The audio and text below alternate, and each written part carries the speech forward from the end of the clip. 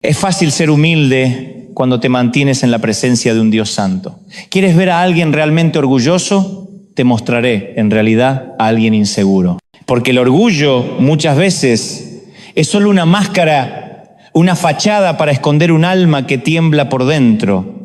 El que no se arrodilla delante de Dios es porque todavía no entiende quién es Dios, ni quién es Él. Porque cuando uno se planta delante del Señor, ese Señor glorioso, eterno, majestuoso, no te queda otra opción más que rendirte. No hay multitudes, no hay aplausos, no hay escenarios, solo Él y tú. Y en ese momento ya no se trata de orar con palabras bonitas, se trata de dejarse examinar por Él, de decirle: Señor, aquí estoy, sin filtros, sin máscaras, revísame, cámbiame, haz conmigo lo que tengas que hacer. ¿Sabes qué es lo más peligroso? No es vivir una tragedia.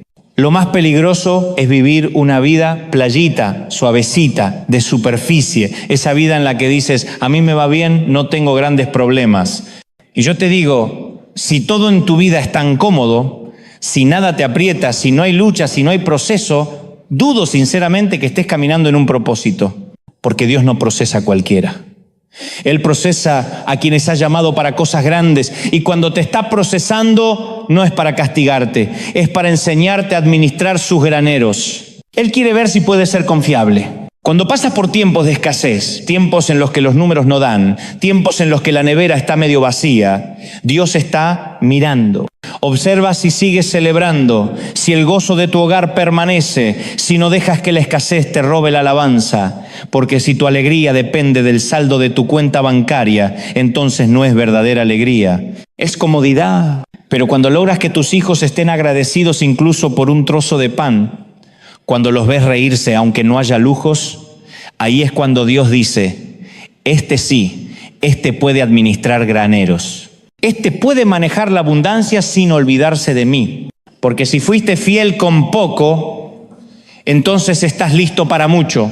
Y no solo eso, Dios también te observa cuando nadie más te ve, cuando sirves en la iglesia en un lugar anónimo, cuando limpias, cuando acomodas sillas, cuando saludas a las personas sin que nadie te aplauda, cuando te quedas después de que todos se van, cuando das sin esperar. Ahí Dios observa tu actitud. Y se cumple al pie de la letra: has sido fiel en lo poco, te pondré sobre mucho. Pero te digo algo, nunca he visto que alguien que no sepa obedecer, que no sepa servir en lo pequeño, sea elevado por Dios de la noche a la mañana. Porque antes de que llegue la red llena de peces, hay que pasar por noches de redes vacías. Antes de que lleguen los graneros rebosantes, hay que pasar por el campo árido. Y antes de que venga el ascenso, Dios mira tu corazón en la sombra. De repente estar sobre mucho no va a pasar. Escúchame bien, no va a pasar. Esto no es un sorteo, esto es espiritual, es bíblico, es matemático, es de manual, está escrito. Y yo ya caminé por ahí.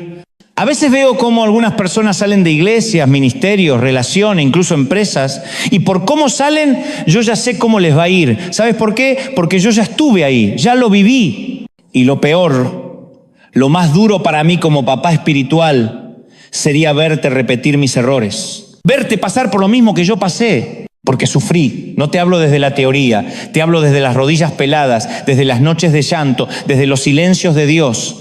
Y dime tú, ¿qué padre quiere ver a sus hijos caminar por la misma pobreza, por el mismo desierto que él atravesó? ¿Qué padre en su sano juicio quiere que sus hijos tropiecen con las mismas piedras? Solo uno desalmado, y ese no soy yo.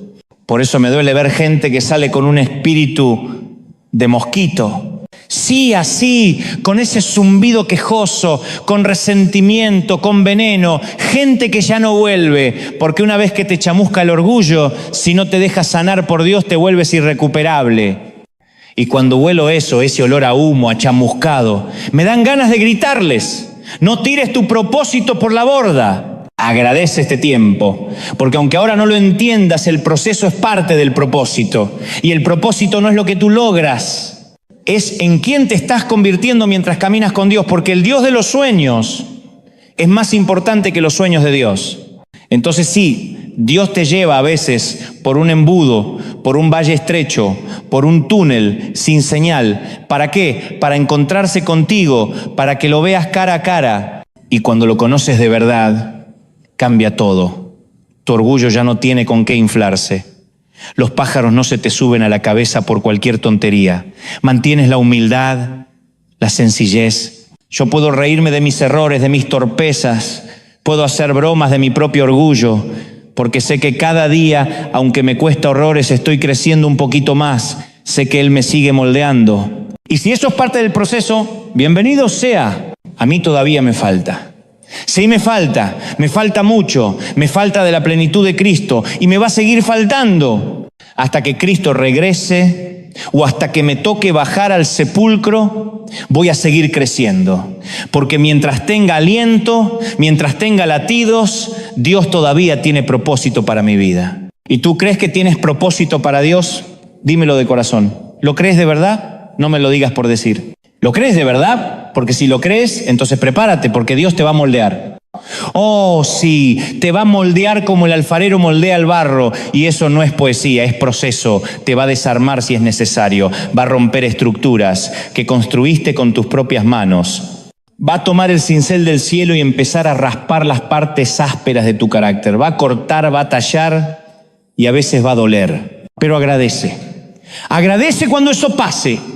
Porque si está pasando, es porque Él no terminó contigo. Aún estás en su taller. Él no desecha lo que nos sirve, Él lo transforma. Hay momentos donde le digo, Señor, ya no quiero pasar por esto otra vez, por favor, ya basta. Y Dios me responde, ¿no pasaste bien la prueba? Vuelve al principio.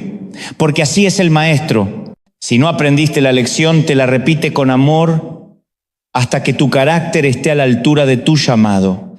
A veces me siento orgulloso, sí, orgulloso. Pero de ese bueno del que nace cuando sé que reaccioné en el espíritu y no en la carne. Porque la carne, la carne, esa no se quedó flotando en las aguas del bautisterio como muchos creen. La carne viaja contigo. Algunos dicen, ya no tengo carne, hermano, soy espiritual, no me hagas reír. Yo no veo ángeles flotando por acá. Todos tenemos carne, algunos más carne que otros, pero carne al fin. Y por eso luchamos, todos. Todo el tiempo. No es que ya venciste la carne una vez y listo, te graduaste. No. Cada día te vas a encontrar con pruebas, con situaciones repetidas, con gente que te aprieta los botones. Pero entonces llega el momento, ese momento glorioso en que reaccionas diferente. Antes lo hacías desde la carne, ahora lo haces desde el espíritu. Y eso es una victoria. Porque cuando reaccionabas con la carne, sí había una satisfacción carnal, pero pasajera. Después venía la culpa. Ahora, cuando respondes con el espíritu, tal vez cuesta más, pero la paz que sigue después, esa paz no tiene precio. Se lo dije, le dije de todo, con todas las letras, y en el momento pensé, ¡qué bien me salió! ¡Qué lindo! ¡Qué liberador! ¡Tremendo cierre! Pero 5 minutos después, ahí estaba la aflicción. Porque la carne se quedó contenta, pero el Espíritu Santo se contristó. Sí, se entristeció, porque me escuché a mí mismo. Escuché lo que había dicho y no lo podía creer. Ese no era yo, o peor aún, sí era yo. Era mi peor versión. Esa que escondo, esa que tapo, esa que solo sale cuando me sacan de las casillas. Y ahí está el problema. Porque el otro, el que me insultó, el que me provocó, puede haber sido un instrumento, pero la reacción fue mía. Nadie me obligó a responder así. Porque el poder no está en lo que hacen los demás. El poder está en cómo respondes tú. No importa si el otro te insulta, si te empuja, si te hiere. Lo que importa es qué sale de ti cuando estás apretado. Porque si lo que sale es podredumbre, entonces ¿qué había dentro? Tu corazón no puede ser una cloaca donde lo peor rebalsa cada vez que alguien aprieta un botón. Y lo digo con el alma, porque yo he pasado por esas etapas, he reaccionado mal, he perdido el control. He dicho cosas que al día de hoy daría lo que fuera por volver atrás y callarme la boca, por guardar silencio, por responder con altura, pero no se puede volver el tiempo atrás. Y ahí está Dios, otra vez, amoroso, paciente, pero firme, diciendo, vamos de nuevo. Esta es una materia que todavía no aprobaste. Y si quieres conducir un camión de 18 ruedas, tienes que pasar este examen. Entonces la situación se repite. Aparece esa persona otra vez o esa actitud que me irrita y tengo ganas, sí, ganas de que la carne se salga con la suya. Pero esta vez respondo con el Espíritu, con autoridad, con dominio propio, con sentido común, con amor incluso, y no dejo que la carne tome el control. ¿Y sabes qué pasa? La carne se frustra, se enoja, se queja, me hace sentir estúpido. Tendrías que haberle dicho, no te podés quedar callado. Y me tortura, ¿por qué no le dijiste? Era tu oportunidad. Pero entonces escucho al Espíritu Santo, suave, pero firme. Bien hecho, siervo fiel, estás pasando el proceso y ahí entiendo, ahí lo comprendo con claridad celestial. Los sueños de Dios son mejores que cualquier sueño que nosotros podamos soñar. Lo que Él tiene preparado para nosotros es más grande que cualquier destino que podamos imaginar. Y para llegar allí hay que aprender a callar, a ceder, a obedecer. Porque solo los corazones domados pueden ser confiables con la gloria. Yo imaginaba de verdad, lo creía que lo más hermoso que me podía pasar en la vida era ser cantante. Me veía en escenarios, con luces, con un micrófono, emocionando a la gente con mis canciones. Ese era mi sueño. Pero jamás se me hubiese ocurrido que un día Dios me prestaría los oídos de millones de personas, no para cantar, sino para hablar de Él, para transmitir su mensaje, para levantar al caído, para hablarle al que está por rendirse. Y ahora que estoy aquí, no cambiaría por nada del mundo lo que Dios me ha dado, por aquello que yo pensaba que quería hacer. Por eso es tan importante darse cuenta a tiempo. Porque a veces creemos que lo que soñamos es lo máximo. Pero Dios tiene un hoy que ni siquiera soñaste. Y ese hoy es mejor que cualquier mañana que pudiste imaginar. Y aquí viene algo que te va a volar la cabeza. Heredar una túnica de colores no significa que estás listo. Escúchame bien. Porque la estupidez también se puede vestir con trajes caros. ¿Quieres un ejemplo? Vamos a hablar del José bíblico. Sí, José, el que vestía de Prada. José, el que recibió una túnica de diseño, porque su padre Jacob, que para ese entonces ya era mayorcito, tenía debilidad por ese hijo, le regala una túnica especial, de esas que no se compran en rebajas, de esas que no están en el perchero de los descuentos. Era un traje exclusivo, de diseñador. Y claro, algunos ya conocen la historia, que si una túnica de colores, que si los sueños de José, que si los hermanos lo envidiaban. Pero escucha esto, en ese contexto cultural, recibir una túnica de colores significaba ser el escogido, el consentido, el mimado, el hijo de la vejez. José nunca tuvo que preguntarse si su padre lo amaba. Lo sabía, porque Jacob transpiraba favoritismo. Y claro, José tenía privilegios. Yo me lo imagino levantándose más tarde, escapando del trabajo, jugando un rato más, riéndose mientras sus hermanos pastaban ovejas bajo el sol. Era el niño mimado, el que siempre se salía con la suya. Y mientras los hermanos se vestían con lo que podían, iban los martes a la feria del descuento para jubilados, porque no es fácil vestir a 12 muchachos en pleno crecimiento con un salario de nómada. No hay presupuesto que aguante, pero si se trataba de José, Jacob se gastaba la plata. Y ahí está el punto, que a veces confundimos ser elegidos con estar listos, que confundimos un traje bonito con un corazón formado.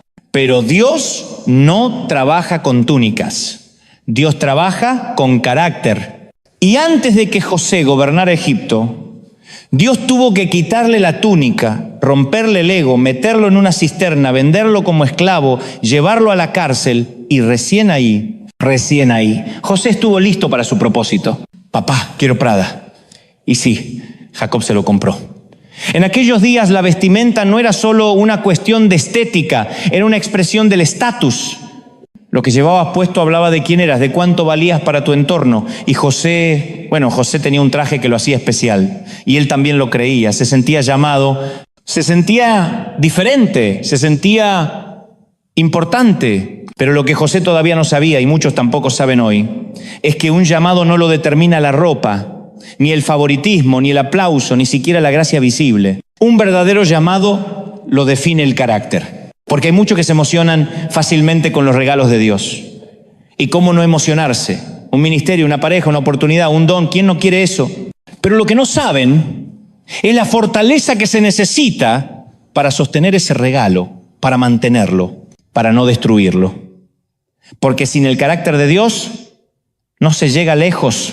Escúchame bien, sin carácter ni siquiera puedes disfrutar la bendición que tanto oraste.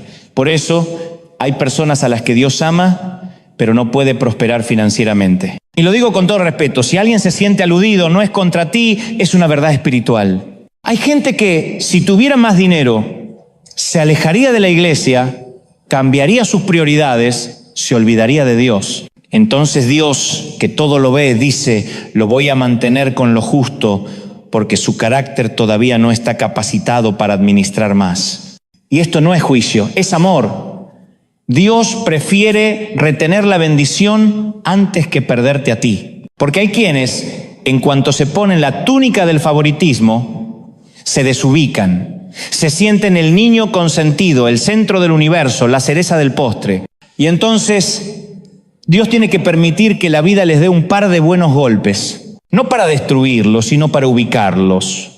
Para enseñarles que no podemos pasar la vida luciendo vestidos de colores, creyéndonos intocables. Estoy hablando, claro, en términos metafóricos. No se trata del traje ni de las marcas. Se trata de cómo nos vemos a nosotros mismos. Porque no podemos crecer pensando que somos el manojo de cosecha más brillante entre espigas grises y sumisas, que somos el tapón del océano, la última Coca-Cola del desierto. No, amigo, no eres el ombligo del reino. No eres el centro de gravedad del plan de Dios. Somos siervos. Elegidos, sí. Amados, por supuesto. Pero formados a través del quebranto. Y hasta que no lo entiendas, Dios no te soltará el traje real. Porque no se lo entrega a niños caprichosos, sino a hombres y mujeres procesados por el fuego del carácter. Y entonces aparece alguien más inteligente, más ungido, más atractivo, y nos mueve el piso, nos descoloca. ¿Por qué? Porque estamos inseguros. Queremos ser los únicos que visten de Prada.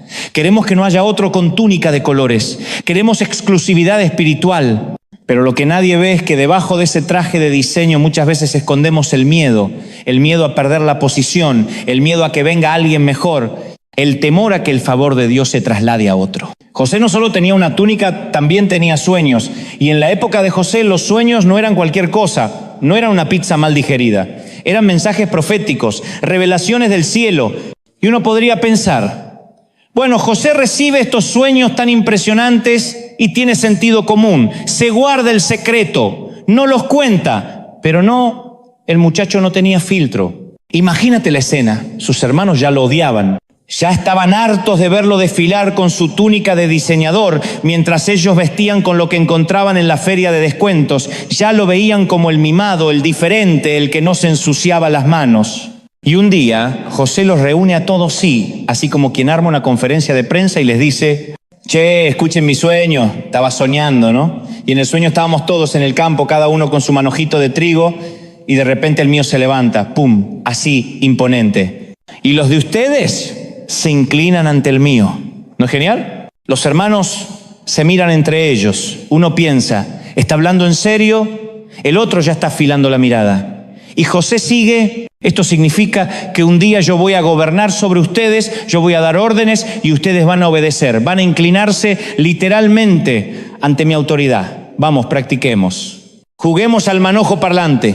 A ver, inclínense ante mí. Y claro, uno escucha esto y se ríe. Pero espiritualmente, ¿cuántos hemos sido José? ¿Cuántas veces Dios nos da una visión, una palabra, un sueño y salimos corriendo a contarla al público equivocado? A gente que no está lista para celebrarlo, a hermanos que no están en paz con nosotros, a corazones que no saben alegrarse con los triunfos ajenos.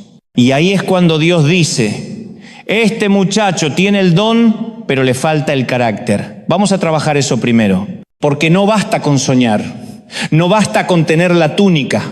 Tienes que tener el corazón para sostener lo que Dios te va a dar. Y eso se forja en el silencio, en la discreción, en saber cuándo hablar y cuándo guardar el sueño entre tú y Dios. ¡Qué personaje! José, el muchacho de la túnica, era como un argentino recién llegado del mundial, no lo soportaba nadie, ni sus hermanos no lo aguantaban, no por lo que hacía, sino por cómo lo contaba. Y el texto bíblico es clarísimo. Y lo odiaron aún más por sus sueños y por lo que decía. O sea, el problema no eran los sueños, era que no paraba de contarlos. Este no era un caso de tener grandes visiones, era un caso grave de hablar de más. Tenía sueños, sí. Y grandes. Iba a lograr cosas increíbles, su vida iba a ser famosa, sus padres se iban a sentir orgullosos y él ya empezaba a hacer su propia autopromoción. Se vendía como un futuro primer ministro, un influencer celestial, un líder con túnica y sueños. Y ahí es cuando uno empieza a descubrir, como ya dijimos antes, que la estupidez también se puede vestir de Prada o de Gucci o con suerte de Hugo Boss. Sí, porque la tontería no tiene marca, pero muchas veces se disfraza con nombres caros, con títulos, con apariencia, pero debajo sigue siendo inmadurez. Porque los pasos son parte del proceso de maduración y eso no se salta. Yo mismo he orado muchas veces diciendo, Señor, ¿no podrías diseñar otro proceso para mí? Uno más rápido, más cómodo, más directo, pero jamás ocurrió, nunca pasó. Porque el Señor ordena mis pasos, no mis atajos. Y cada vez que intenté acelerar el proceso de Dios, Él me frenó, me dijo, no, Dante, saltaste casilleros, volvé atrás. Repetimos el nivel. Y ahí, con dolor, tuve que aceptar el proceso. Porque no importa cuánto uno quiera tener algo si no estás listo para sostenerlo. Tal vez anhelás tener hijos, pero no estás listo para ser padre. Porque tener el poder biológico para crearlos no significa que tengas el carácter para criarlos. Capaz que estás clamando por una pareja. Señor, mándame a mi otra mitad, pero todavía no estás listo para el matrimonio. O le estás pidiendo más a Dios, más dinero, más influencia, más plataformas, pero ni siquiera sabes manejar lo poco que ya tenés en las manos. Y ahí es donde muchos se rinden. Renuncian al proceso, se desenamoran del camino, se frustran porque no ven resultados rápidos. Y ese es el gran problema. Porque como no ven el fruto inmediato, se endeudan emocionalmente, espiritualmente, financieramente, intentando vivir un futuro que Dios todavía no les entregó. Conducen autos que su carácter no puede mantener. Hablan como padres sin haber aprendido a ser hijos. Caminan como reyes sin haber pasado por la cueva. Pero en el reino de Dios, los procesos no se negocian. Porque lo que Dios quiere darte, primero necesita prepararte para sostenerlo. A veces no es que Dios no quiere bendecirte, es que todavía no estás listo para sostener lo que estás pidiendo. Y entonces en lugar de esperar, te adelantás y empezás a vivir por encima de tus posibilidades. Conducís un auto que no podés mantener. Vivís en una casa que apenas podés pagar. Y todo porque te salteaste el proceso. Y tal vez lo que tenías que hacer en esta temporada era achicarte un poco, sí, apretarte. Vivir más juntos, más amontonados, compartir cuarto, comer más arroz y menos delivery. Esperar a estar más holgado, más firme, para entonces acceder a una cuota mayor, a una responsabilidad más grande. Pero no, nos queremos saltear el proceso. Queremos el fruto sin la raíz. Queremos el premio sin la carrera. Y quizás no es el momento de tener el último celular de la última generación. Y no estoy hablando de pecado, no se trata de condenación, se trata de sabiduría. Pablo lo dijo claro, despojémonos de todo peso y del pecado que nos asedia. Y el pecado lo entendemos fácil, pero ¿qué es el peso? El peso es eso que te autoimpones sin que nadie te lo haya pedido. Es esa presión interna, esa carga que cargas solo porque querés aparentar. Y así terminás estresado, cansado, frustrado, tratando de sostener un elefante blanco que Dios nunca te pidió que adoptaras. ¿Podrías vivir más liviano? Claro que sí. ¿Podrías esperar a estar mejor financieramente antes de meterte en cuotas impagables? Pero no. Nos llenamos de tarjetas de crédito, de promociones, de ofertas irresistibles y pensamos, esto en mi país no lo podía hacer, así que ahora lo hago todo junto. Y cuando te das cuenta, ya estás atado a 50 cuotas, a deudas eternas, a facturas sin paz. Y una vez más, porque ya lo dijimos, la estupidez también se viste de Prada. Y ahí es cuando olvidamos algo esencial, que el roble, ese roble grande que soñaste, está en la semilla que recibiste. Sí, ya está ahí, pero todavía no es roble, todavía es semilla. Y necesita tiempo, agua, sol, paciencia, raíces. Pero cuando la vida no va como la planificamos, ¿qué hacemos? ¿Cuál es la opción más fácil? Renunciar, mandarnos a mudar, soltarlo todo. Decimos, este trabajo no es lo que soñé, esta familia no es lo que esperaba, esta etapa de mi vida no es la que me prometieron. Yo soñaba con más, con jugar en una liga más grande. Y Dios, desde el cielo, responde, ¿y cómo vas a jugar en una liga más grande si no aprendiste a manejar la pelota en el campito de tierra? No hay ascenso sin proceso, no hay gloria sin formación, no hay victoria sin cruz. Entonces, en vez de ser fiel en el lugar donde Dios me puso, mejor me salgo, me tomo el elevador, porque parece más rápido, más cómodo, más eficiente. ¿Y sabes qué? Muchísima gente se sube a ese elevador espiritual. Dice, no, yo no voy a pasar por el proceso. Yo voy directo al éxito, directo al escenario, directo a la bendición. Porque el atajo siempre parece más atractivo. Siempre parece que te lleva más lejos con menos esfuerzo. Pero lo que no te dicen es que cuando renuncias al proceso, te instalás en un patrón de renuncia constante. Gente que comienza algo, fracasa. Cambia de rumbo, empieza otra cosa, vuelve a fracasar y a los pocos meses ya no sabes nada más de ellos. Te dicen, Dios me cambió el llamado o Dios me dio una nueva asignación. Pero muchas veces, con todo respeto lo digo, es solo una forma espiritual de decir, me apuré, fracasé, me bajé del proceso. El verdadero crecimiento no ocurre cuando todo es lindo, cómodo y entendible. El crecimiento llega cuando decidís ser fiel en una situación que no te gusta, que no entendés, que te desafía. Ahí es donde Dios mide tu fidelidad. No en la victoria, sino en el proceso.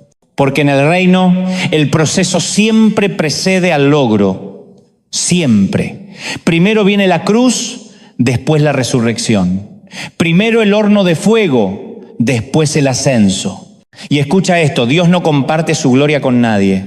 En el momento que empezamos a tomar para nosotros la gloria que le pertenece a Él, la unción del Espíritu Santo se va. Es instantáneo. Como si apagaran un interruptor. Clic, se acabó la luz. La gloria deja de fluir. La presencia se retira. Entonces, ¿qué tenemos que hacer? ¿Cuál es nuestra parte? Tomar control de la lengua. Sí, Señor, porque a veces queremos justificar todo con palabras, explicarlo todo, presumirlo todo. Yo hice, yo logré, yo moví, yo toqué. Basta, que hable tu vida, no hables tú. Porque si tenés problemas con el alarde, con la presunción, el problema no es solo de la boca, no es solo de la lengua, porque lo que sale por la boca es un reflejo de lo que hay en el corazón. Así que no trates de controlar tu lengua con fuerza de voluntad. Trabaja tu corazón y cuando tu corazón esté sano, tu boca se va a alinear sola. Decimos, fulanito es un bocón, como si fuera algo superficial, como si el problema estuviera en la lengua, pero no. El verdadero problema, el verdadero campo de batalla empieza en el corazón. Jesús lo dijo clarito en Mateo, de la abundancia del corazón habla la boca. Y si lo dijera hoy, tal vez diría, de lo que está lleno tu corazón, se te sale por la jeta. Porque eso es así. No es lo que entra por la boca lo que contamina al hombre, es lo que sale. Lo que sale cuando nadie está mirando. Lo que sale cuando te pisan el ego.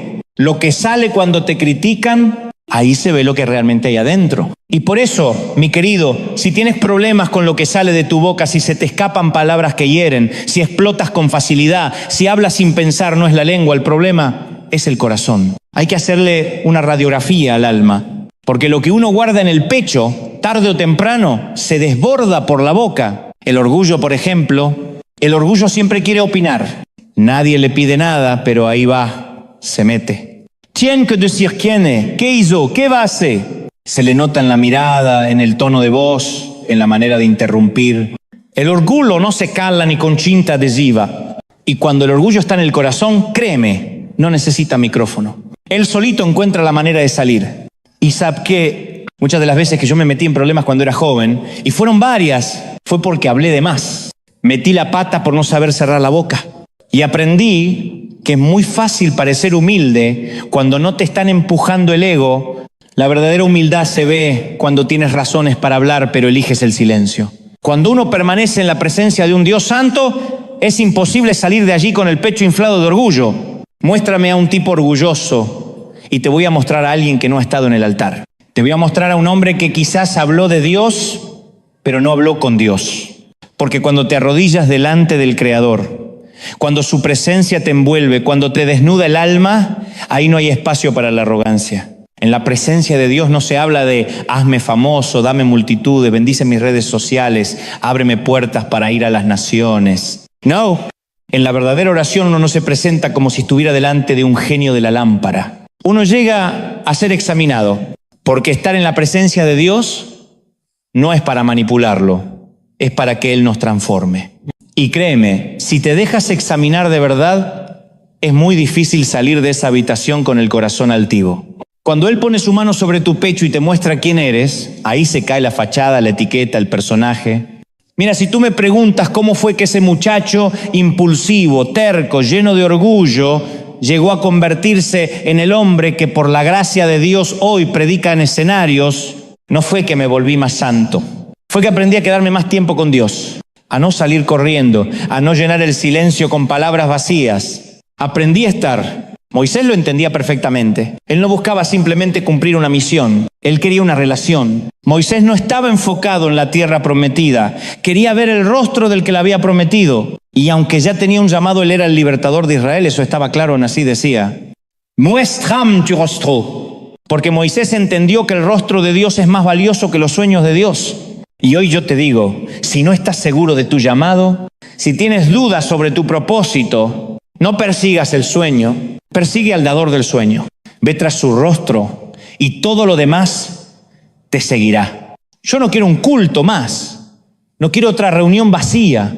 Yo quiero un encuentro real con Dios, porque cuando uno se encuentra de verdad con el Altísimo, se le acaban las boberías, se terminan las tonterías. Eso de no me mencionaron, nadie me agradeció, no me tomaron en cuenta, yo también estuve ahí y ni un aplauso recibí, todo eso se desvanece cuando estás postrado en la presencia del Eterno. Porque ahí, delante de Él, te ves pequeño, real, sin máscaras, y el orgullo no sobrevive en ese ambiente. Dios no nos llama para inflar el ego ni para justificar nuestras excusas espirituales. Él no obra fuera del sentido común y jamás te va a empujar por los rieles de la estupidez disfrazada de fe. Eso no es bajarse de la barca, eso es simplemente negar la realidad y ponerle un moño evangélico. A veces el supuesto llamado de alguien no es otra cosa que una excusa.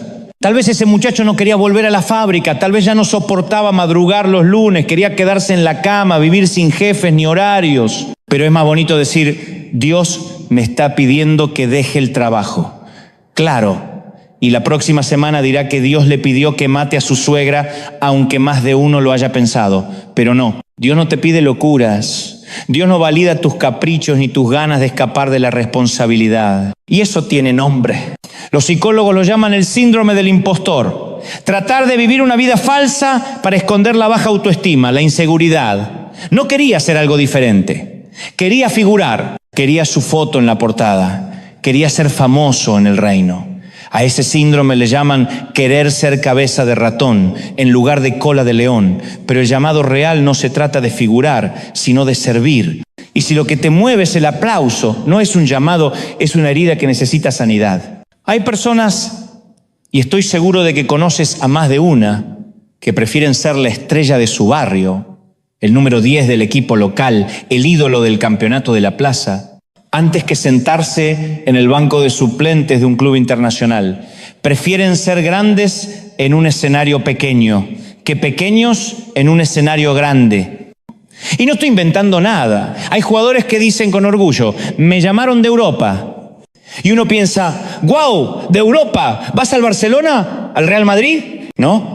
Van a un equipo de segunda en un pueblo que ni Google Maps encuentra. Y eso no estaría mal, si no fuera porque muchos prefieren el aplauso fácil, el ego inflado, el yo soy el 10 del barrio, en vez de esperar el proceso, la formación, la banca, como lo hizo Messi. Sí, Messi estuvo sentado, Ronaldo estuvo sentado y no un par de partidos, meses, pero estaban donde tenían que estar. No estaban corriendo en una cancha de tierra con 22 jugadores que ya no corren, ruedan. ¿Viste esos partidos de solteros contra casados?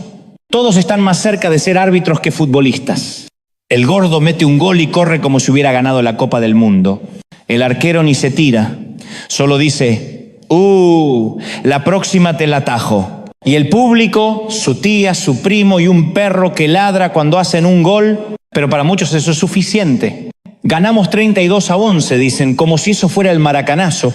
Y no se dan cuenta que hay ligas mayores, que hay un llamado más alto.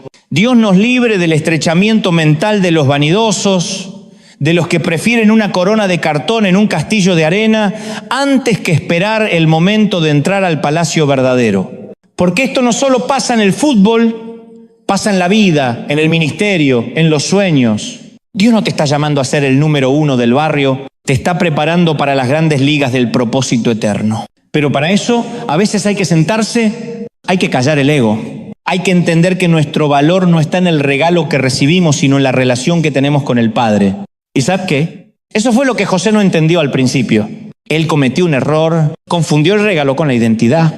Él pensó que la túnica lo hacía el hijo favorito, cuando en realidad era el corazón del Padre lo que lo hacía especial. Y aquí es donde muchos tropiezan, porque cuando el regalo se convierte en nuestra identidad, cuando lo que hacemos se vuelve más importante que lo que somos, entonces estamos perdidos. Hay algo que nos pasa a todos.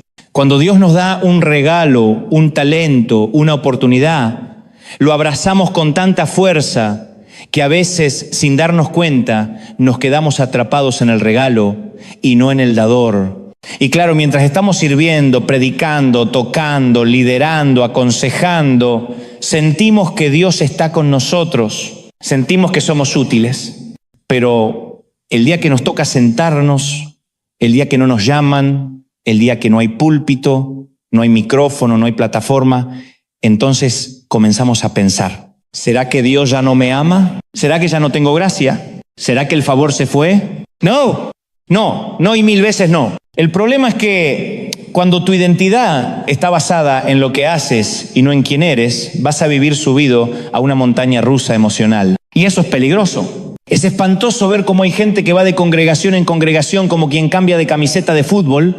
¿Por qué? Porque allá me dan un cargo, allá me ponen a hacer algo, hola, me valoran. Y yo no estoy diciendo que esté mal querer servir. Servir es hermoso. El problema es cuando necesitas servir para sentir que vales, cuando el púlpito reemplaza tu altar personal, cuando el ministerio es más importante que tu intimidad con el Padre. Y así, en vez de disfrutar el regalo, lo terminas usando como muleta emocional. Y un día te das cuenta de que perdiste el regalo, porque nunca entendiste que tu verdadera identidad está en el Padre, no en el puesto, no en el rol, no en el micrófono, ni en las luces. Escúchame bien, José no perdió su túnica porque su padre se la quitó. No, su padre se la dio con amor, con propósito. Pero José la perdió por su actitud, por el orgullo con que la mostraba, por creer que la túnica lo hacía importante. Y aquí viene la parte que te quiero gritar con todo mi corazón. Dios no quita los dones. La Biblia dice, y lo dice con claridad, que irrevocables son los dones y el llamamiento de Dios. Romanos 11, 29. Eso significa que si Dios te dio algo, no te lo va a quitar. No es como los hombres. No es caprichoso. No es inseguro. Pero escucha esto. Que no te quite el don no significa que lo estés usando bien. Y mucho menos que estés en el camino de la salvación. Puedes tener el don, puedes tener el llamado y aún así estar lejos del corazón del Padre. Porque hay gente que opera en el don, pero su alma ya no está en comunión con Dios. Por eso, hoy quiero invitarte a revisar tu identidad. A preguntarte con honestidad, ¿quién soy yo? Si me sacan el micrófono, ¿quién soy yo si no hay púlpito? ¿Quién soy yo si no hay aplausos ni escenario? Porque si en ese silencio sigues sabiendo que eres un hijo amado, entonces lo tienes todo. Conozco gente que fue llamada por Dios, ungida, llena de dones, y hoy usa esos mismos dones para todo, menos para glorificar a Cristo. Una vez conocí a una mujer que se decía profeta, se fue de la iglesia, se alejó del camino y terminó en la brujería. Y lo tremendo es que usa el mismo don que tenía para profetizar, ahora para adivinar. Eso no significa que tenga Cristo en el corazón. El don sigue funcionando, la boca sigue hablando, pero el corazón ya no le pertenece al Señor. Y eso es lo que quiero que entiendas hoy.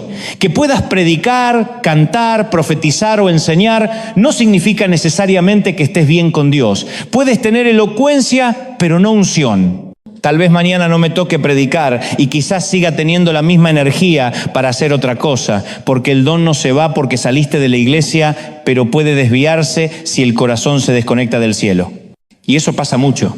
Hay gente con un don maravilloso que no lo puede usar, o peor, lo usa mal. ¿Por qué? Porque su corazón no está alineado con Dios.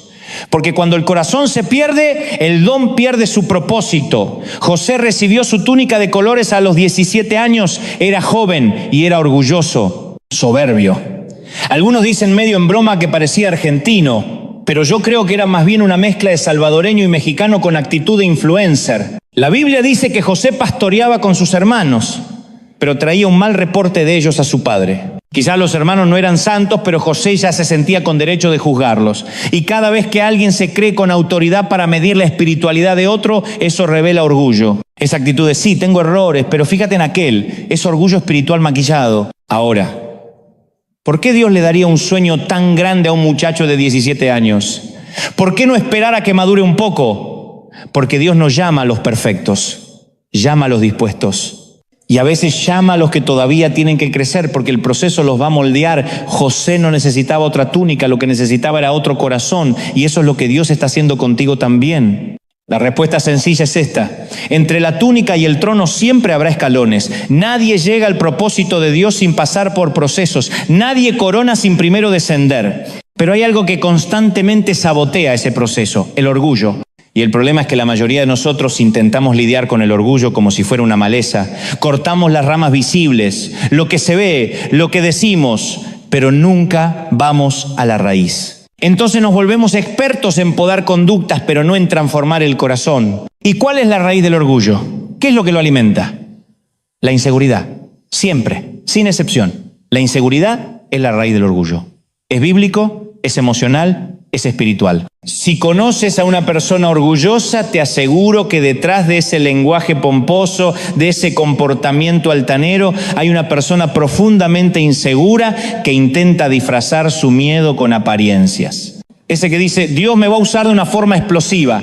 Tengo tanta unción que me autoimpongo las manos y me caigo solo, no está seguro de quién es.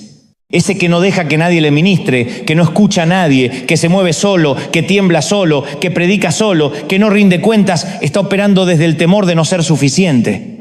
Detrás de un orgulloso casi siempre hay un niño asustado. Y ese niño no necesita ser juzgado, necesita ser sanado. Porque el orgullo es solo la capa visible. Lo que no se ve es la inseguridad que arde en el corazón y mientras no tratemos con esa raíz, el fruto va a seguir saliendo. Por eso nunca podremos vencer el orgullo mientras no enfrentemos nuestras propias inseguridades. Porque la inseguridad es la gasolina que enciende la necesidad de demostrar todo el tiempo quién soy, qué he logrado, qué posición tengo, cuántos me siguen o cuántos me aplauden. Y aquí está el gran error lógico, creer que nuestros logros son lo que nos hace valiosos. Pero eso es falso, porque tu valor no está en lo que lograste, sino en lo que eres para el Padre. Tu identidad no se construye sobre aplausos ni sobre títulos. Se construye en la intimidad con Dios. Y cuando esa identidad está firme, ya no necesitas demostrar nada. Simplemente caminas, sirves y vives desde el descanso de saber que eres amado. Nuestros sueños no son lo que nos define. Nuestros títulos, nuestros logros, nuestras metas, tampoco. Lo que verdaderamente nos define y nunca deberíamos olvidarlo es que somos hijos del Rey de Reyes. Esa es nuestra verdadera identidad. Eso somos, ¿sí o no? Y cuando estamos bien cimentados en esa identidad, cuando sabemos quiénes somos en Cristo, entonces el orgullo pierde poder, se diluye, se desactiva. ¿Sabes por qué? Porque ya no necesitamos impresionar a nadie, no tenemos que demostrar nada. ¿Te diste cuenta alguna vez que el presidente de los Estados Unidos no tiene que recordarle a la gente que él es el presidente? Imagínatelo entrando a un salón diciendo, oigan, yo soy el presidente, el comandante en jefe, el líder del mundo libre. No lo hace. ¿Por qué? Porque los que saben quiénes son no necesitan anunciarlo, lo transmiten, lo respiran. Jesús nunca tuvo que andar diciendo que Él era el Hijo de Dios. Él sabía exactamente quién era y como lo sabía podía lavar pies. Porque quien conoce su identidad no se ve rebajado por servir, decía con certeza. Sé de dónde vengo y sé a dónde voy. Esa seguridad fue su escudo. Y fíjate en esto, cuando Satanás tentó a Jesús en el desierto, lo primero que atacó fue su identidad. Le dijo, si eres el Hijo de Dios, No fue una tentación de poder, fue una tentación de identidad. Le dijo, demuestra que eres quien dices ser. Haz que estas piedras se conviertan en pan. Haz un milagrito. Pero Jesús no cayó en ese juego. Él no necesitó demostrar nada. No le dijo, mira, ahora te vas a enterar quién soy. Observa este trueno divino. No. Jesús simplemente respondió con lo que el Padre ya había dicho. Escrito está. No reaccionó desde la inseguridad, sino desde la certeza, desde la palabra. Y eso es lo que Dios espera de ti también. Que no vivas tratando de validar tu identidad a través de tus obras, tus plataformas o tus títulos. Él espera que te apoyes en Él, que abraces la verdad que Él ya declaró sobre tu vida, que descanses en lo que Él dice que eres. Jesús mismo lo dijo en Juan 15:5, separados de mí nada podéis hacer, nada, no algunas cosas, no pocas cosas, nada. Y te lo digo desde el corazón. Yo, Dante, soy un hombre sin oficio ni profesión. Aunque hago televisión, aunque he escrito algunos libros, aunque doy conferencias, sé perfectamente que sin la unción de Dios no soy nada. Y no te lo digo como falsa modestia, te lo digo como verdad. Sin su presencia, soy un muchacho torpe con buena dicción, pero con su unción todo cobra sentido. Con su presencia todo tiene propósito. Bueno, ya no tan muchacho, pero torpe al fin. Me sigo viendo joven, sí, sobre todo cuando me veo en espejos con luz tenue, risas, pero descubrí algo que me mantiene fresco, con los pies en la tierra y el corazón enfocado. Pasar tiempo con Dios. Sí, lo sé, suena infantil. Pasar tiempo con Dios parece algo que se le dice a los niños en la escuela dominical, pero es el secreto que sostiene todo. Es como tener el alma enchufada a la fuente. Un conocido mío, hijo de un ministro reconocido, decidió que tenía que seguir el legado de su padre. Nadie lo obligó, nadie lo empujó, pero sintió que tenía que ocupar el púlpito, calzarse los zapatos, continuar la obra. Y no porque oyó la voz de Dios, sino porque creyó que el apellido era suficiente. Y claro, su padre le abrió puertas que a otro jamás le hubieran abierto. No lo acuso de nepotismo, aclaro. Solo digo que el camino se le hizo más fácil. Y él interpretó esa facilidad como confirmación divina. Pasó más de 10 años, una década, intentando ser lo que no era. Luchando por encajar en una identidad heredada pero no recibida. Y un día, amargado y agotado, comprendió que heredar el apellido no significa heredar el llamado. Escúchame bien. Si tu papá es arquitecto, no estás condenado a diseñar edificios. Si tu mamá es pastora, no estás forzado a predicar. El llamado es individual, es personal, es divino. No es por herencia, es por propósito. Es muy fácil decir, mis hijos están en el púlpito porque me vieron desde pequeños, pero quizás uno de ellos soñaba con ser chef, otro con viajar, otro con inventar cosas, y los empujamos porque creemos que repetir nuestra historia es honrarnos. ¿Y sabe qué provoca eso? Personas rotas que viven tratando de validar un llamado que nunca recibieron. Se me viene a la mente el caso de una mujer profundamente insegura, convencida de que si tiene éxito como cantante y profetiza, la gente finalmente la va a amar. Y se aferra con uñas y dientes a ese sueño, aunque hay evidencia abrumadora de que Dios no la llamó a cantar. Es como esas novias que cantan en su boda y los pájaros explotan risas. Pero no lo hace con maldad, lo hace desde el dolor de no sentirse suficiente. Y cada vez que alguien intenta corregirla, lo vive como un rechazo personal. Como si le dijeran, tú no sirves, Dios no te ama, no estás llamada. Cuando en realidad la verdad sería liberadora si pudiera verla con ojos de amor. Porque en el llamado de Dios no hay atajos, no hay elevadores, no hay línea rápida. Hay procesos, hay peldaños, hay silencio. Y sobre todo, hay una voz que solo tú puedes oír. Una voz que no se hereda, que no se compra, que no se improvisa. Una voz que te llama por tu nombre. Y cuando la escuchas, todo cobra sentido.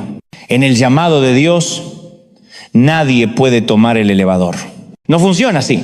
No puedes estar en planta baja hoy y aparecer en el piso 22 mañana como si nada. Quien intenta subir en un ascensor espiritual no está enamorado del proceso, está enamorado de la foto, de la imagen idealizada de verse allá arriba, triunfando, siendo admirado. Pero no puedes amar la foto si no estás dispuesto a transitar el camino que lleva a ella. Dios sabe. Y esto es importantísimo entenderlo, que una bendición sin proceso no es bendición.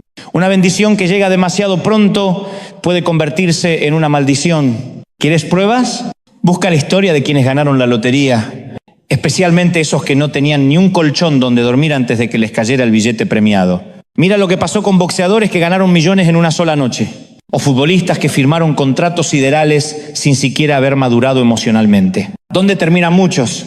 En ruina, en adicciones, en vidas perdidas. ¿Y sabes por qué? Porque no tenían el carácter para sostener la bendición. Y ese es el gran problema. Cuando el éxito llega antes que el proceso, el alma no lo resiste. Por eso Dios te lleva paso a paso, escalón por escalón. Sí, a veces se tarda, pero cuando llega, estás preparado para no destruirte. La historia de José es la mejor ilustración de esto. Una historia con buenas noticias y malas noticias. Primero es el consentido de papá. Eso es muy bueno. Pero sus hermanos lo odian a muerte. Eso es muy malo. Papá le regala una túnica de muchos colores. Muy buena noticia. Pero los hermanos la rompen, la bañan en sangre y simulan su muerte. Lo venden como esclavo. Eso es pésimo. Llega a Egipto y consigue trabajo. Pero no cualquier trabajo. Es como si hoy trabajara en Silicon Valley. Cae en la casa de Potifar, un magnate, un empresario poderoso. Y Potifar lo nota, lo aprecia, lo asciende, lo pone a cargo de todo. Ahora es un ejecutivo. Aparece en la portada de Forbes Egipto. Y no solo eso, José es guapo. Pero no, guapo tipo tiene lo suyo. No. Es un tipo bien parecido, versión Tom Cruise, pero más alto, más carismático y vamos a decirlo como es, más argentino. Risas. Tiene todo. Carisma, posición, apariencia, sabiduría. Pero Dios todavía no lo lleva al trono. ¿Y sabes por qué? Porque aunque José parecía tenerlo todo, todavía no tenía lo más importante, el corazón procesado para sostener el sueño. Y así somos muchos. Tenemos talento, ideas, visión, pero si el carácter no ha sido forjado en el secreto, en la oscuridad, en la esclavitud de Egipto, no estamos listos para el trono. Todo esto suena muy bueno, ¿verdad? José es un joven íntegro, correcto, atractivo, tanto que hasta la esposa de Potifar lo nota. Y claro, ella no se limita a mirarlo, lo quiere seducir. Eso, mis queridos, es muy malo. Pero José, con una fe firme y una conciencia limpia, se resiste. Y eso, claro que sí, es muy bueno. Pero cuando una persona despechada se siente rechazada, cuidado, porque el ego herido puede convertirse en un monstruo. Esa mujer, herida en su orgullo, le miente a su esposo. Y como resultado, José termina en la cárcel. Sí, con sus huesos en una celda, pagando por un crimen que no cometió. Porque en Egipto en ese tiempo no existía una regulación justa contra el acoso sexual. El inocente paga por el pecado del poderoso. Nada nuevo bajo el sol. José está en prisión. Y eso, por donde lo mires, es muy malo. Pero aún en la oscuridad la luz de Dios no se apaga. Porque incluso tras las rejas, José interpreta sueños. Conoce al copero del faraón y le revela su futuro. Le dice, vas a salir en libertad. Y cuando eso pase, no te olvides de mí. Se lo promete, se lo jura. Pero ¿qué pasa cuando el copero sale? Se olvida de José. Como muchos en tu vida que te prometieron que no te iban a dejar y se fueron. Como tantos que juraron ayudarte y ni te llamaron. José se pudre en prisión, olvidado, silenciado, ignorado, muy, muy malo. Y uno se pregunta, ¿cómo termina esta historia? Porque al final eso es lo que define todo, ¿cómo termina la historia? Las buenas y malas noticias siempre compiten, pero lo que realmente importa es la última página del libro. Si la historia termina mal, todo lo anterior parece una ilusión, una broma cruel del destino. Pero si termina bien, entonces todo lo que pasó tiene sentido. Cada lágrima, cada traición, cada noche de soledad queda redimida. Y ahí es donde entendemos que hay una gran diferencia entre la fe verdadera y la necedad disfrazada. Porque a veces, y sé que esto duele escucharlo, hacemos tonterías. Y para no enfrentarlas, las decoramos con frases espirituales. Decimos, Dios me dijo o Dios me llamó, pero en realidad fue nuestro ego, nuestro capricho, nuestra ansiedad. Y nos miramos al espejo y vemos un traje hermoso, una versión editada de nosotros mismos y creemos que estamos listos para conquistar el mundo. Pero cuidado, porque la estupidez también se viste de Prada y llega sin pedir permiso a los 40, a los 50, a los 60, hasta los 80, porque no se trata de edad, sino de sabiduría. No se trata de cuánto tiempo llevas en la fe, sino de cuánto permites que Dios moldee tu carácter. La estupidez no tiene límites y tampoco respeta edades. Eso es lo más increíble. No le importa si tienes 20 o 80, si estudiaste en Harvard o apenas terminaste la secundaria. Porque la necedad no discrimina ni por títulos ni por arrugas. La estupidez es democrática. Pero escúchame, el Señor no envió a José al pozo ni a la cárcel porque sí. Esto no fue un castigo, no fue mala suerte, no fue un ups divino, no. Porque las Escrituras lo repiten una y otra vez. Y Dios estaba con José. Lo dice cuando lo venden como esclavo. Lo dice cuando lo acusan falsamente. Lo dice cuando está en prisión. Dios estaba con él todo el tiempo. ¿Te das cuenta de lo que eso significa? Que aún en los momentos más oscuros, más injustos, más incomprensibles, Dios no se apartó de José ni por un segundo. Y no solo estaba presente, estaba obrando. José estaba saturado de propósito, lleno de un significado que él mismo no alcanzaba a comprender. Y miren esto, José tuvo que aprender a vivir sin la túnica de colores, esa túnica que representaba el amor de su padre, su posición, su identidad. Esa túnica era su orgullo, su confianza. Y se la quitaron, lo despojaron, lo traicionaron, lo vendieron. Pero escúchame bien, cuando José aprendió a vivir sin la túnica, entonces sí estuvo listo para cumplir el sueño. Porque el sueño no se cumple con ropas bonitas, sino con un corazón quebrantado. Y fue así como llegó al palacio. Terminó siendo gobernador de Egipto, el segundo hombre más poderoso del mundo en ese momento. Y probablemente sí, ahora tenía no una, sino cientos de túnicas Prada en su ropero. Pero ya no necesitaba demostrar nada, porque el que fue despojado y procesado por Dios ya no necesita impresionar a nadie. Y Dios, que no se olvida de sus hijos, le restituyó todo al 100%. Pero ojo, no solo le devolvió túnicas, le devolvió algo más profundo, la relación con su padre. Durante años, José no supo nada de su papá, no sabía si vivía, si lo buscaba, si lo lloraba. Pero cuando José fue procesado, transformado, trabajado por el cielo, entonces sí pudo abrazar nuevamente a su padre y recuperar lo perdido. Por eso hoy quiero decirte, desde lo más profundo de mi corazón, agradece la temporada sin túnica. Sí, esa temporada donde nada luce bien, donde todo parece desordenado, donde perdiste prestigio, seguridad o identidad. Porque si estás sin la túnica, es porque Dios tiene un propósito. Anótalo. Grábalo, subráyalo. Si las cosas se están poniendo feas, es porque Dios está cocinando algo glorioso. Nada se le escapa, ni una lágrima, ni un minuto de sufrimiento. Él usa cada circunstancia para prepararte, para pulirte, para lanzarte a tu destino profético. ¿Y cuántos de nosotros como padres quisiéramos evitarle el dolor a nuestros hijos, verdad? Quisiéramos que nunca sufran, que no pasen lo que pasamos, que tengan una vida de terciopelo. Pero sabemos que hay cosas que solo el fuego enseña. Que hay túnicas que deben caer para que nazca el carácter. Así que si estás en medio de la crisis, no estás solo. Estás en el centro del propósito, porque si Dios está contigo, la historia aún no ha terminado. ¿Quién de nosotros no quisiera por las noches aplicar una inyección de experiencia a nuestros hijos para que nunca les rompan el corazón? ¿Quién no daría todo para evitarle a nuestra niña la decepción de un amor que no era? ¿O para que a nuestro hijo jamás lo despidan del trabajo, para que nunca saque una mala nota en la escuela? Claro que sí, somos padres. Y hay un instinto protector que nos hace querer ser escudo y armadura para ellos. Por eso hay padres, y ustedes saben que los hay, que cuando el hijo llega con una mala calificación quieren ir a quemar la escuela con los maestros adentro. Porque dicen, mi nene no se merece esto. Pero la verdad es que la vida te tiene que limpiar, aunque duela. Hay batallas que no se ganan con papá en la puerta del colegio. Ahora bien, yo te pregunto, ¿cómo llegaste tú hasta aquí?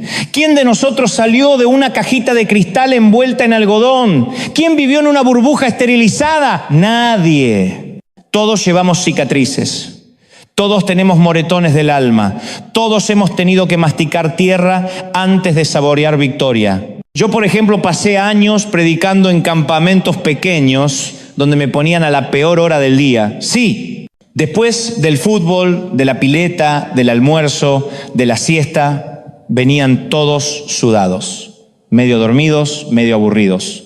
Y justo ahí me tocaba predicar. Y yo les hablaba de Dios, mientras ellos, con la mirada perdida, solo querían volver al metegol. En ese entonces también hacía programas de radio. ¿Y sabes quién me escuchaba? 3 ancianas. Sí, 3 viejitas que como no podían dormir bien ni ir bien al baño, encendían la radio. Y ahí estaba yo, predicando el reino a las 3 abuelas del geriátrico. Yo no entendía que mientras yo trataba de edificar un ministerio, Dios estaba edificando un hombre. Mientras yo escribía bosquejos y oraba por una multitud, Dios me estaba enseñando a ser fiel con 3. Y eso, amados, No lo enseña el púlpito lleno, lo enseña el púlpito vacío. Hoy, tantos años después, en River tenemos un orden, una excelencia, todo está cuidado, el servicio está pautado minuto a minuto. Y no porque no fluya el Espíritu, sino porque lo preparamos con temor y temblor, porque creemos que la presencia de Dios merece lo mejor. Hace poco un colega muy bien intencionado me dijo, nosotros somos más espontáneos, yo prefiero fluir, mis mensajes también son espontáneos. Yo sé cuándo empieza el servicio, pero nunca sabemos cuándo termina. Y yo le respondí con una sonrisa y mucho cariño, hermano, lo tuyo no es fluir, es desorganización santa. Porque déjame decirte algo, el Espíritu Santo también se mueve con excelencia. El orden no apaga el fuego, al contrario, lo canaliza. Porque una llama descontrolada quema, pero una llama dirigida ilumina. Pensé que me iba a decir, mirá qué ungido que soy. Pero no, lo que me dijo fue, yo prefiero fluir. Y yo con la mejor de las intenciones le respondí, te felicito de corazón. Pero le dije también algo que no se puede ignorar. Una nave como River no puede funcionar sin un altísimo nivel de organización y logística. Esto no es una iglesia de barrio improvisada donde todo depende de las hormonas del pastor. Porque, seamos sinceros, la obra de Dios no puede estar a merced de nuestros estados de ánimo. No puede depender de si hoy dormí bien o me peleé con mi esposa. Yo soy muy delicado para decir las cosas, pero a veces hay que decirlas. La iglesia no puede girar alrededor de nuestras ganas del momento. Hay pastores que dicen, hoy siento que nos vamos hasta las 3 de la tarde, ¿cuántos lo creen conmigo? Amén. Y el segundo servicio, el equipo técnico, los voluntarios, el de seguridad, el de niños, que se acomoden como puedan. Y desde el púlpito se ve muy espiritual, se ve como el Espíritu se está moviendo. Pero déjame decirte algo, el Espíritu también se mueve con respeto, con honra, con previsión, con excelencia. Yo lo digo siempre, cuanto más manejamos, más necesitamos prepararnos. Cuanto más deseamos, más intenso debe ser nuestro proceso de formación. Dios no pone cosas grandes en manos de personas que no han sido fieles en las pequeñas. ¿Sabes cuál es la diferencia? Si yo manejo un auto compacto puedo girar rápido en una curva imprevista, pero si conduzco un camión de 18 ruedas no puedo improvisar. Tengo que anticipar el movimiento, prepararme con tiempo, frenar antes, girar con intención, porque si no puedo causar un desastre. Así también es el ministerio. Dios no va a confiarnos multitudes si no aprendemos a cuidar de los pocos. No va a ponernos en escenarios grandes si todavía creemos que la unción es desordenada, que la espontaneidad es excusa para la falta de preparación. Y este colega mío, mientras siga teniendo lo que yo llamo servicios hormonales, lo digo con cariño, dudo que alguna vez tenga una iglesia grande. Porque Dios no le va a decir, bueno, ahora eres desordenado, pero cuando tengas miles, seguramente vas a respetar los horarios. Cuando tengas miles vas a prepararte mejor. No. Si no eres fiel ahora, ¿qué te hace pensar que lo serás cuando tengas más? Si no planificas para 50, ¿por qué planificarías para 5? Dios te está mirando hoy, no el día que llegues, sino en el día que estás siendo formado. No sé por qué estoy diciendo esto, tal vez alguien aquí lo necesitaba oír. Pero volvamos a nuestro José, dejemos a mi amigo en paz. ¿Sí? Ya lo bendecimos bastante, volvamos a lo que realmente importa. Las Escrituras dicen que sus hermanos lo odiaban por causa de sus sueños. Eso está en Génesis 37, para ser exactos. Pero no solo por los sueños, también por sus palabras. Y eso es importante remarcarlo, no eran los sueños de José lo que irritaban tanto a sus hermanos.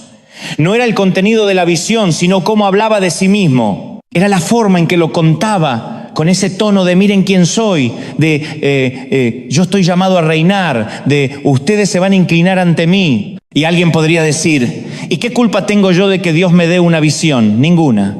Pero la forma en que la compartes puede exasperar incluso a tu propia sangre.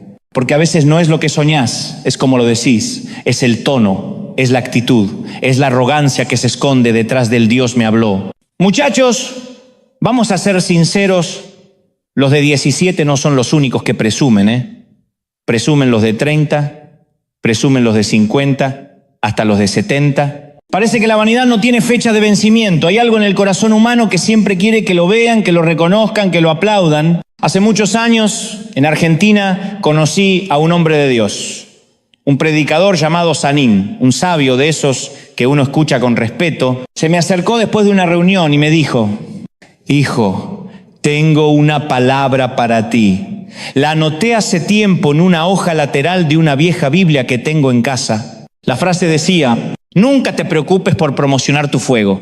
Si de verdad lo tienes, la gente correrá de todas partes del mundo para verte arder. Nunca tendrás que hablar del fuego, el fuego hablará por ti. Eso me marcó la vida. Y te digo algo, eso aplica para todo.